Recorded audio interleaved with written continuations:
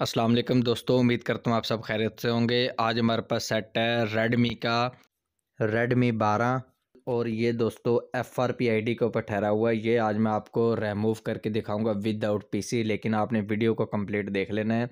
मैं आपको चेक करवा देता हूँ। सबसे पहले आपने वाईफाई को कनेक्ट कर लेना है, ठीक है।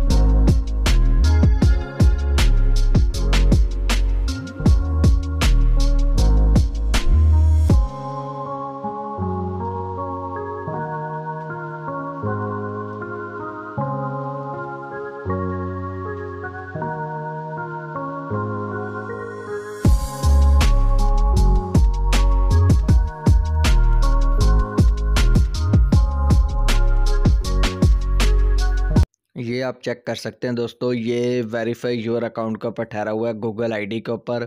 और ये आज मैं आपको विदाउट पीसी रिमूव करके दिखाऊंगा। जो इसका टॉक बैक वाला ऑप्शन होता है, ये इसका वर्क नहीं कर रहा। मैं आपको फिर चेक करवा देता हूँ। टॉक बैक इसको ऑन करने का तरीका है वॉल्यूम अप और डाउन, दोनों बटनों को आप इकट्ठे प्रेस करेंगे तो इसकी टॉक बैक ऑन हो जाएगी। लेकिन ये वाला ऑप्शन जो है इसका, ये वर्क नहीं कर रहा।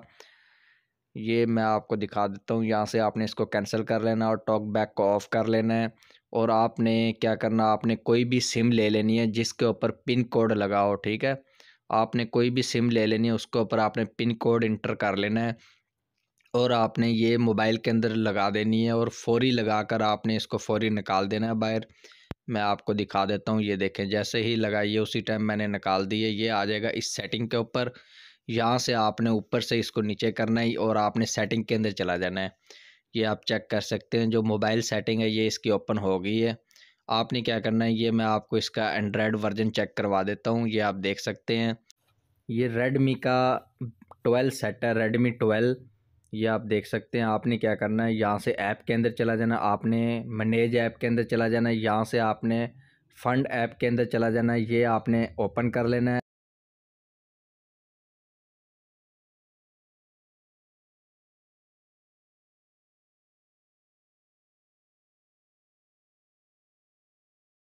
यहाँ पर आपने एक्टिवेट लॉन्चर लिख लेना है और इसे आपने इंस्टॉल कर लेना है।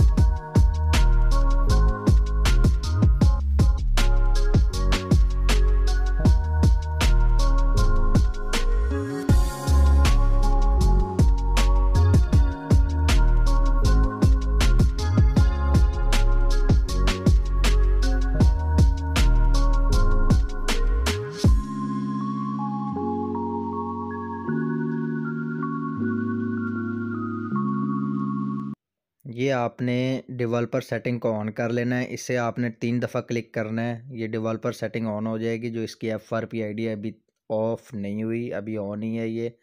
आपने एडिशनल सेटिंग के अंदर चला जाना है, यहाँ से आपने डेवलपर सेटिंग के अंदर चला जाना है। उम्मी लॉक को आपने यहाँ से क्लिक कर देना है और आपने अभी फॉर्मेट फैक्ट्री कर देना मुकम्मल, ठीक है। यहाँ पर आपने फैक्ट्री रीसेट कर देना है और सेट को मुकम्मल फॉर्मेट कर देना है यहाँ से।